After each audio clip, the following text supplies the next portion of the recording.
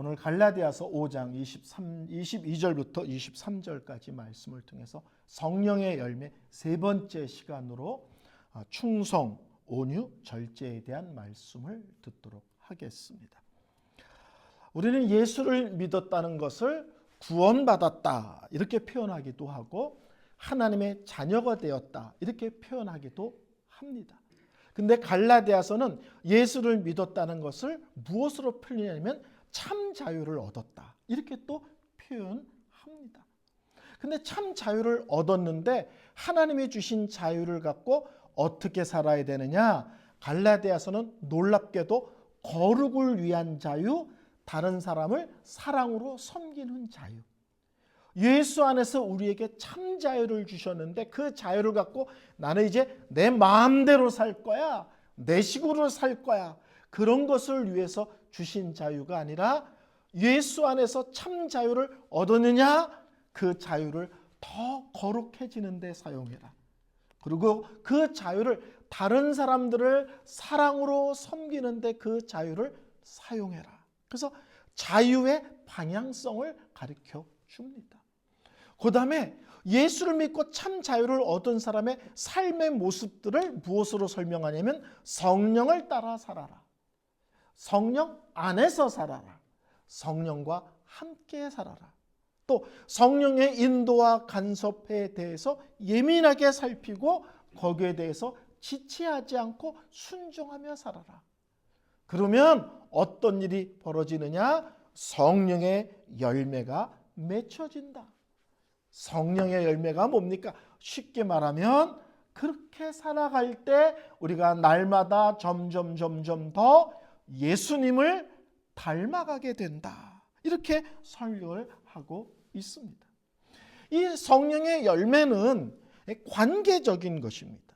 항상 신앙은 관계로 설명합니다. 성경은 성령의 열매는 세 가지는 하나님과 관계 있는 것이다. 사랑과 희락과 화평입니다.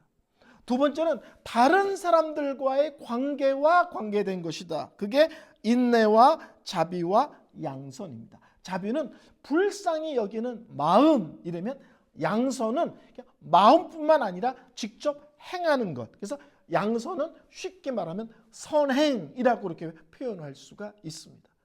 불쌍히 여기는 마음도 중요하지만 그들을 향한 구체적인 행동이 있어야 되잖아요. 그렇죠? 그래서 양성은 선행이라고 하면 아주 쉽게 이해가 됩니다. 오늘 세 번째는 나 자신에 관한 건데 그것을 오늘 본문은 충성과 온유와 절제다 이렇게 이야기를 합니다. 첫 번째 충성입니다. 페이스풀리스 이렇게 설명하죠. 이거를 쉽게 설명하면 충성, 그러니까 충성 뭐 이렇게 느껴지기 쉬운데 이렇게 쉽게 설명하면 신실하심이에요. 신실하심. 신실하심을 더 쉽게 설명하면 한결같음입니다. 신실하다는 건 뭐예요? 믿을 만해. 그렇죠? 의지할 만해. 신뢰할 만해. 이런 겁니다. 구약 성경에서 특별히 시편에서 아주 반복적으로 하나님에 대한 표현이 나오는데 그게 신실하신 하나님이에요. 구약 성경에서 신실하신 하나님이란 말이 한 60번 나오는데 시편에서만 신실하신 하나님이라는 고백이 몇 번 나오느냐? 40번이 나옵니다. 시편은 여러 가지 이야기가 있지만 그 중에 하나는 뭐냐면 고난 중에 있는 성도예요. 원치 않는 고난이 있어. 근데 그 고난을 견디고 이겨내는 원리가 뭐냐면 우리 하나님은 신실하신 하나님이야. 나를 절대 포기하지 않으셔. 나를 절대 버리시지 않으셔. 나를 이런 억울함 속에 내버려 두시지 않으시는 하나님이야. 신실하신 하나님. 내 형편과 처지에 따라서 이랬다 저랬다 하지 않으시는 하나님. 한번 말씀하신 것, 한번 약속하신 것은 어떤 일이 있어도 지키시는 하나님, 신실하신 하나님입니다. 근데 시편에서는 고난 속에 있을 때만 나의 하나님은 신실하신 하나님입니다를 고백할 뿐만 아니라 우리가 연약해서 죄를 져요. 그리고 한없이 부끄러운 자리로 떨어질 수 있어요. 그래서 저 밑으로 떨어져서 하나님 볼 면목도 없고 사람들 앞에도 부끄러울 지경에 처할 때도 있습니다. 우리가 연약하여 죄를 지므로. 근데 그 죄인들도 하나님을 향하여 신실하신 하나님이라고 고백해요. 내가 부끄러운 죄를 지었지만 다시 나를 일으켜 세우실 분, 다시 나를 새롭게 하실 분, 그리고 나에게 다시 새롭게 기회를 주실 분, 그분은 바로 신실하신 하나님입니다. 내가 지금 못난 자리로 떨어졌지만 그러나 하나님은 나를 외면하시는 하나님이 아니십니다. 그래서 시편에서는 이렇게 고난 중에 있을 때도, 죄악 가운데 떨어졌을 때도 여전히 어떤 하나님을 고백하면서 그 힘든 시간들을 이겨내느냐? 신실하신 하나님이에요. 제가 아주 좋아하는 말씀인데 이런 말씀입니다. 상한 갈대를 꺾지 아니하시며 꺼져가는 심지를 끄시지 않으시는 하나님. 상한 갈대 아무짝에 쓸모없죠. 우리 같으면 그냥 못 본 척하거나 뿌리까지 뽑아서 휙 던져버릴 거예요. 근데 우리 하나님은 그 상한 갈대를 꺾지 않으시고 꺼져가는 심지, 이 젊으신 분들은 모를 텐데 제가 어렸을 때는 전기가 안 들어올 때 호야라는 게 있었습니다. 이 호야를 알아야 되는데 전기 기름이 나대가지고 이 심지가 이제 꺼지려고 그러면요 몇 가지가 있어요. 첫째, 냄새가 나요. 예? 예? 그다음에 연기가 막 나. 그리고 막 눈이 아파. 그러면 어떻게 해야 돼요? 확 꺼버리는 게 나아요. 근데 우리 하나님은 기름이 다 떨어져서 막 꺼질랑 말랑 하는 거를 아무짝에 쓸모없다. 눈이나 맵고 연기나 나고 에이 훅 꺼버리는 게 아니라 어떻게든지 그 불을 다시 살려내시는 하나님이시다. 우리가 한없이 연약할 때, 어느 때 우리가 인생의 나락에 떨어져서 여기가 바닥인가 하는 지경이 있을 때도 우리가 다시 고개를 들면서 고백할 수 있는 것은 뭐냐면 하나님은 신실하신 하나님이십니다. 나를 버리시지 않습니다. 나를 다시 일으켜 세우실 하나님입니다. 나에게 다시 기회를 주시는 하나님이십니다. 한결같은 이랬다 저랬다 하지 않으심입니다. 성경에 모세에 대한 놀라운 표현들이 좀 있는데요. 그 중에 하나가 민수기 12장 7절이에요. 그는 온 집에 충성합니다. 모세에 대해서 설명하는데 이 사람은 아주 충성자야. 쉽게 말하면 신실한 사람이야. 어떤 일 있어도 흔들리지 않고 이랬다 저랬다 하지 않은 사람이야 라고 표현을 해요. 우리 하나님께서. 모세가 40년 동안 이스라엘 백성들을 데리고 광야로 인도할 때 문제가 생길 때마다 이스라엘 사람들은 모세한테 다가가서 너 때문이야. 저 또 갑자기 이러면 안 되는데 목사가 갑자기 또 유행가가 생각나요. 한국 노래 중에 너 때문이야, 너 때문이야, 너 때문이야, 너 때문이야 이런 노래 아세요? 사랑도 뭐 이런 유명한 노래인데 이스라엘 사람들은 광야 40년에서 무슨 일만 생기면 모세한테 몰라가서 우리 식으로 하면 사태질하면서 너 때문이야, 너 때문이야, 너 때문이야. 원망과 불평을. 그래서 저는 이스라엘 광야 40년을 한마디로 뭐라고 표현하느냐, 저에게 물어보시면 원망과 불평의 40년. 요만한 문제만 생겨도 이스라엘 사람들은 벌떼같이 일어나서 모세에게 너 때문이라고 난리를 쳤어요. 10가지 재앙으로 이스라엘이 애굽에서 나왔어. 근데 떡하니 홍해가 있어. 홍해가 있다고 난리를 칩니다. 기적같이 홍해를 건넜어. 건너고 나니까 물이 없다고 또 난리를 칩니다. 조금 있더니 고기가 없다고 또 난리칩니다.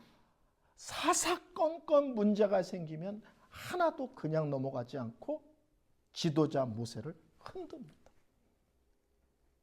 근데 모세는 어떤 사람인가? 그런 속에서도 한결같이 하나님 앞에 신실한 사람. 이랬다 저랬다 하지 아니하고 믿음의 중심을 지키고 또박또박 자기에게 주신 믿음의 길, 자기에게 허락된 사명을 아름답게 감당한 사람이라는 거예요. 그래서 하나님께서 모세를 한마디로 하면 뭡니까? 신실한 사람이야, 한결같은 사람이야 입니다. 미국에서 목사들 중에서 목사들의 목사 이렇게 표현하는 목사들이 몇 분 계십니다. 목사들 중에서도 어르신 목사, 그 중에 한 분이 유진 피터슨이라는 분이신데요. 이분 책 중에 한국에 번역된 책이 많은데 그 중에 하나 한길 가는 순례자라는 책이 있습니다. 한길 가는 순례자. 책 제목이. 근데 원 제목은 뭐냐면 한 방향으로 오래된 순종입니다. 한 방향으로 오래된 순종. 이 시대는 신앙생활이 너무 가볍습니다. 1년 충성하고 헌신하는 사람이 있습니다. 5년 드물죠. 10년 아주 드뭅니다. 20년, 30년 눈을 비벼야만 찾아볼 수 있습니다. 그래서 어떤 사람은 농담으로 이렇게 표현합니다. 이 시대는 기분 나쁘면 천국도 안 가. 그래요. 기분 나쁘면 지 기분에 안 맞으면 예배고 직분이고 사명이고 천국이고 하나님이고 다 필요 없다는. 왜? 내 성질하고 안 맞으면. 비가 오나 눈이 오나 바람이 부나 하나님을 향하여 중심을 갖고 한결같이 또박또박 걸어가는 사람이 드문 시대라는 것입니다. 하나님은 일 잘하는 사람, 능력 있는 사람을 찾으시는 게 아니고요. 하나님과 사람 앞에 한결같은 신실하심을 갖고 믿음의 길을 걸어가는 사람. 크고 작은 일들이 많이 있지만 딱 중심을 갖고 또박또박 한결같이 걸어가는 믿음의 사람을 기뻐하십니다. 오늘 성령의 열매, 충성, 다른 말로 하면 신실함, 또 다른 말로 하면 한결같음. 우리가 그런 믿음의 모습을 지녀야 된다는 겁니다. 두 번째는 온유입니다. 여러분, 온유하면 탁 떠오르는 게 있죠. 뭐가 떠올라요? 나는 마음이 온유하고 겸손하니 나의 멍에를 베고 내게 배우라. 우리 예수님께서 마태복음 11장 29절에 얘기하신 거예요. 자기 자신을 설명하면서 나는 마음이 온유하고 겸손하니. 우리 예수님의 대표적인 모습입니다. 온유라는 것은 저 사람은 그냥 순둥이야, 저 사람은 착해, 이런 뜻이 아니에요. 온유란 어떤 의미냐면 거친 야생마를 잘 훈련해가지고 온순하게 만들었다는 거예요. 원래는 거친 야생마야. 그냥 막 타려고 그러면 막 껑충껑충 튀고 막 뒷발을 버쩍버쩍 들어가지고 막 사람들을 막 발로 차고 난리 법석을 쳐서 아무도 통제할 수 없는 거칠어. 근데 잘 훈련해서 이제 온순해진 그것이 온유입니다. 우리는 실제로는 우리 깊은 곳에 공격적 성향이 있습니다. 그렇죠? 우리는 우리 마음에 안 들면 그냥 확 핥히고 싶은 마음이 있습니다. 안 그런가요? 여러분 젊었을 때 연애 편지 써보셨어요? 어느 때는 막 써줄 때가 있대. 어느 때는 쓰다가 마음에 안 들어서 찢어버리고 쓰다가 나중엔 끝에 가서 어떻게 되는지 알아요? 지승질에 지가 못 이겨가지고 뭐 이런다고. 안 해보셨구나. 우리는 잘 참는 것 같은데 끝에 가서 지승질에 못 이기면 자기 자신이든 남이든 핥히는 사람이에요. 온유라는 것은 약하다는 게 아닙니다. 저 사람은 착해, 저 사람은 순둥이야, 이런 게. 온유는 되게 강하다는 의미입니다. 자 보세요. 길을 걸어가는데 어떤 동네 건들건들하는 애가 시비를 걸어. 근데 내가 태권도 5단이야. 유도 2단이야. 주짓수 검은 띠야. 이제 걸리면 죽는 거죠. 그렇죠? 떨어지면 발로 차고 가까이 오면 업어치기로 던지고 여차면 주짓수로 꺾고. 근데 씩 웃으면서 제가 그냥 피할게요. 성질 내지 마세요. 그리고 쓱 돌아가. 비겁한 거예요? 약한 거예요? 아니죠. 내가 잘못 건드리면 제가 죽는 걸 알기 때문에 그 힘을 쓰지 않는 겁니다. 제가 설교할 때 주로 이렇게 오른손을 많이 들잖아요. 이거 힘을 속이는 겁니다. 여러분 아셨어요?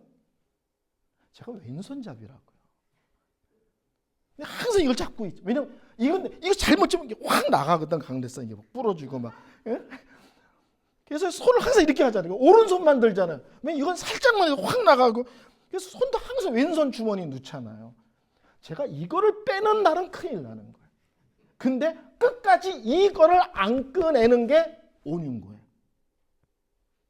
이해가 되시죠? 그러니까 온유는 쟤는 그냥 건드리면 꼼짝도 못해. 내가 한마디만 하면 기가 깨갱이야. 아니에요. 난리를 치는데 그걸 받아주는 거예요. 탁 때릴 수 있는데. 한마디 하는데 나는 10마디를 할 수 있어. 근데 그 입을 다무는 거예요. 나에게 손해를 끼쳐? 넌 나한테 큰일 났어.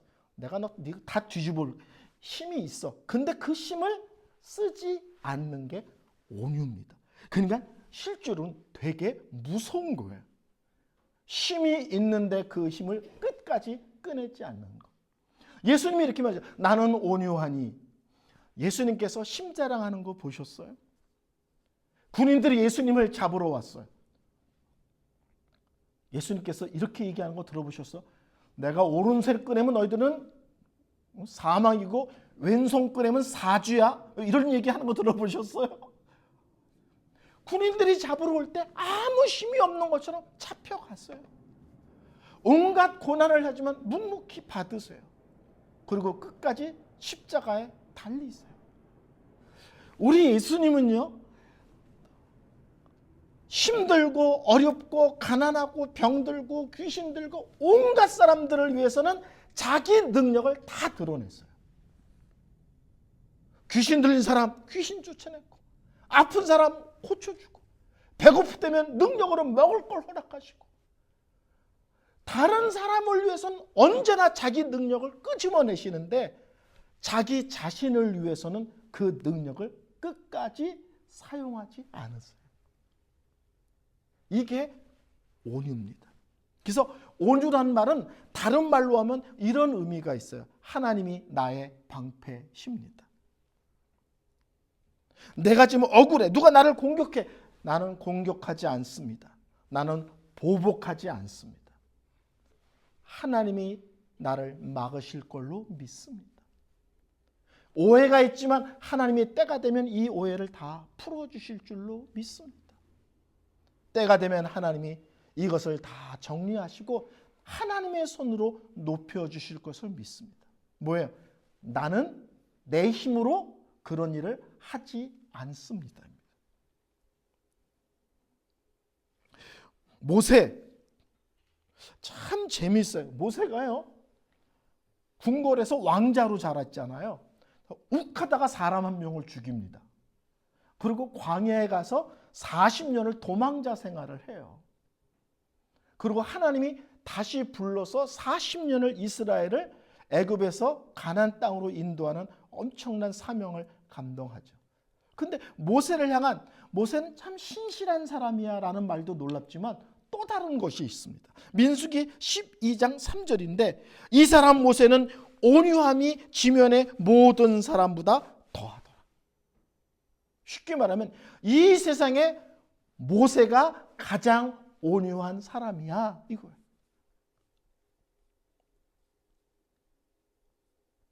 힘들고 어렵고 괴롭고 어느 때는 모욕당하고 무시당하고 오해를 받지만 되받아치지 않는 사람. 끝내 그것을 삼킬 줄 아는 사람. 하나님께 맡기고 잠잠히 기다릴 줄 아는 사람입니다. 제가 은사 목사님이 이렇게 제 20살 때 설교를 많이 들었는데 가장 설교에 기억나는 설교가 하나 있어요. 20살 때 들은 거예요. 그분이 이렇게 볼펜을 들고 이렇게 목이 메어서 설교를 하시는데 베드로가 예수님을 위해서 칼을 뽑잖아요. 그리고 대제사장 말고의 귀를 탁 자른다고요. 예수님을 지키겠다는 열이죠. 목숨 걸고 칼을 빼서 예수님을 지키겠다는데 우리 은사 목사님이 예수님이 하신 말씀을 그대로 하는데 볼펜을 손에 쥐고 이렇게 했어요. 이것까지 참으라. 이것까지. 예수님을 지키려고 하는 거예요. 예수님을 위해서 칼을 뽑았어요. 그것까지 참는 게 온유인 거예요. 옳다는 이유로 어느 때 옳아. 그 옳은 것을 주장하기 위해서 우리가 소리를 높일 때가 있어요. 옳다는 것을 주장하기 위해서 누군가를 공격할 때가 있어요. 그것은 온유가 아니라는 거예요. 항상 기억하십시오. 누군가를 이기려면 그 사람보다 몇 배 독하고 악해져야 이길 수 있습니다. 주먹질하는 사람을 이기려면 발로 차야죠. 발로 차는 사람을 이기려면 내가 흉기를 들어야 됩니다. 우리는 이기기 위해서 믿음의 길을 걷는 것이 아니라 하나님께 맡기고 잠잠히 기다릴 줄 알면서 하나님이 행하시는 것을 믿고 걸어가는 길을 갖도록 부르심을 받은 사람입니다. 제가 아주 좋아하는 말씀이 있는데요. 시편에도 자주 나오고 산상설교에도 수훈에도 나옵니다. 팔복에도 온유한 자가 땅을 차지하리라. 그렇게 매일 져주고 매일 양보하고 매일 억울한 일 당하면서 그냥 가만히 있으면 이 험한 세상에서 어떻게 삽니까? 근데 놀랍게도 이렇게 얘기해요. 그렇게 사는 사람은 하나님이 살 수 있도록 책임져 줘. 온유한 자가 땅을 차지하리라. 강한 자가, 남의 것을 빼앗는 자가 막 잔머리 굴려가면서 온갖 계산해서 손해보지 않으려고 난리치는 사람이 아니라 바보같이 져주고 양보하고 받아치지 않는데, 이렇게 약해 빠진 사람이 흠은 세상을 어떻게 사나요? 그런 사람은 하나님께서 하나님의 방법으로 살게 하셔. 세 번째, 오늘 마지막 말씀인데 절제입니다. 여러분 잘 생각해 보세요. 성령의 열매를 하는데 시작이 사랑으로 시작을 해요. 그렇죠? 근데 맨 끝이 절제로 끝나요. 특별히 나와 관계된 열매에 있어서. 죄는요, 절제할 필요가 없습니다. 하고 싶은 대로, 지 멋대로, 맘대로 그냥 다 하면 됩니다. 유혹이 온다. 유혹이 오는 대로 그냥 다 하면 됩니다. 죄는 절제가 필요 없습니다. 이 세상은 끊임없이 우리에게 살아, 가져라, 그리고 자랑해라 막 그러죠. 오늘 아침에 제가 우연히 영상을 하나 봤는데 요새 미국 청년들 속에 어떤 운동이 벌어지면 노 바이 운동이라는 벌어진다는 거예요. 꼭 필요한, 생활에 꼭 필요한 거 외에는 가능한 한 사지 않고 사는 그런 운동이 벌어진대요. 그전에는 명품 같은 거 사가지고 나 이거 샀다, 나 이거 있다 그래가지고 막 인터넷에 올리고 사진 찍어서 자랑하고 이런 게 대세였는데, 요새 젊은이들은 가능한 한 생활에 꼭 필요한 거 외에는 나는 안 삽니다 운동이 일어나고 있다는 거예요. 믿음의 길은 어떤 면에서 절제의 길입니다. 내가 하고 싶은 거, 내 마음에서 떠오르는 온갖 것들을 그냥 내 식으로 난 다 할 거야. 그거를 절제하고 그것을 조심하고 살아가는 것이 믿음의 길입니다. 그래서 이 절제는 온갖 죄악된 욕망의 이 세상에서 나를 지켜주는 성과 같은 거예요. 그런 거를 삼가하고 그런 것을 조심하는 것은 이 죄악된 세상에서, 특히 욕망의 세상에서 나를 지켜주는 성과 같은 것입니다. 절제는 어떤 한 부분이 아니라 삶의 모든 영역에서 실제로는 절제가 필요하죠. 돈을 주고 물건을 사는 것부터 시작해서 말의 절제도 필요하잖아요. 그렇죠? 요새같이 인터넷 정보 이런 걸 때 그런 인터넷과 정보의 절제도 필요하거든요. 그러니까 절제는 어떤 삶의 한 부분이 아니라 실제로는 전체적으로 절제하고 통제하고 조절하며 살아가는 것이 믿음의 유익한 길이라는 사실입니다. 성경에는 이런 부분에 대한 말씀이 많습니다. 골로새서 3장 5절에 탐심은 우상 숭배니라. 지나치게 어떤 것을 탐하는 마음은 물건에 대한 어떤 욕심이 많은 게 아니라 실제로는 하나님 대신에 뭔가를 올려놓고 사는 것과 다를 바가 없다. 욕심이 커지면 결국 죄를 짓고, 죄가 커지면 결국은 하나님 앞에 사망을 낳느니라. 삼가 모든 탐심을 물리치라. 사람의 생명이 그 소유에 넉넉한 데 있지 아니하니라. 이게 있으면 행복할 것 같아. 근데 그거를 가졌더니 며칠이나 행복하나요? 몇 달이나 행복하나요? 조금만 지나면 또 다른 것이 필요하다고 생각하고 그걸 가져야만 행복하다는 자꾸 착각을 하게 됩니다.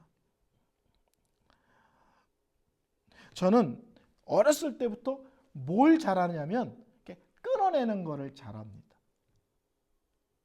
제가 어렸을 때 장기바둑을 배웠거든요. 근데 장기바둑을 배웠는데 잘 못 둡니다. 그 이유는 저는 장기바둑을 예로 들지만 뭘 하는데 그게 눈을 감았는데 어른거려. 일상생활을 하는데 자꾸 생각나. 그러면 저는 그만둘 때가 됐구나 이렇게 생각합니다. 그러면 그것이 무엇이든지 더 이상 안 합니다. 잠잘 때 생각이 나고 뭘 하는데도 자꾸 떠올라. 그럼 벌써 뭐예요? 벌써 내 중심이 치우치기 시작한 거예요. 저는 그게 무엇이든지 그만둘 때가 됐구나. 끊을 때가 됐구나. 제가 절제하는 원리 중에 하나입니다. 그래서 성경은 우리에게 이런 걸 가르칩니다. 자족의 원리, 감사의 원리. 네 삶 속에 되어지는 그 모든 것 속에서 하나님이 너를 현재 그 자리에 놓다면 그것을 원망과 불평의 눈으로 바라보지 말고 하나님이 지금 나를 이 자리에 놓다면 이 자리에 놔둔 이유가 있을 거야. 그러면서 족한 줄을 아는 원리. 그리고 현재 상황에 대해서 원망과 불평으로 다가가는 것이 아니라 감사로 다가가는 원리. 이것이 우리가 지나치게 무엇인가를 행하는 것에 대한 좋은 절제의 원리이기도 합니다. 기독교 역사상 가장 믿음의 첫 번째 사람이다 그러면 주로 바울을 삼습니다. 사도서 이후에 가장 탁월한 믿음의 사람이 누구냐 그러면 보통 어거스틴을 얘기합니다. 근데 어거스틴이라는 분이 이런 얘기를 했어요. 하나님은 우리 마음에 큰 구멍을 하나 허락하셨다. 그래서 사람들은 항상 뭔가 헛헛해야 한대. 공허해야 한대. 근데 그 자리는 하나님이 들어와서 그 자리를 차지하셔야 우리에게 만족함이 있다는 거예요. 참 행복이 있다는 거예요. 근데 그 자리를 하나님 대신에 다른 걸로 채워놓으려고 그러면 온갖 것을 다 채워놓어도 우리는 헛헛함에서 공허함에서 벗어나지 못할 것이다. 이 땅에 살면서 헛헛함이 있다면 그것은 다른 것으로 채워지는 것이 아니라 하나님을 더 사랑하고 하나님께 더 가까이 다가감으로 그 공허함으로부터 벗어날 수 있습니다. 우리는 설교를 마지막 정리하겠습니다. 성령의 열매는 한마디로 말하면 날마다 성령 안에서 예수님을 닮아가는 겁니다. 열매는 맨 처음에 조그맣잖아요. 근데 시간이 지나면 점점 커지고 익습니다. 성령의 열매도 우리가 날마다 성령과 동행하는 삶을 살 때 이 열매가 점점 풍성해짐을 우리에게 말씀하고 있습니다. 우리 하나님은 마지막 날 너 방언할 줄 알아? 너 귀신 쫓아봤어? 너 환상 봤어? 너 하나님 음성 들어봤어? 이런 것을 갖고 우리를 평가하지 않고 너 예수 믿은 이후에 예수님을 얼마나 닮아갔니? 너 자신을 하나님 앞에 얼마나 아름답게 다듬어갔니? 이것을 물으시고 이것 갖고 우리를 평가하십니다. 우리의 신앙생활이 성령 안에서 점점 깊어지고 풍성해지고 아름다워지고 향기로워지는 그런 삶으로 나가는 귀한 모습들이 되시기를 바랍니다.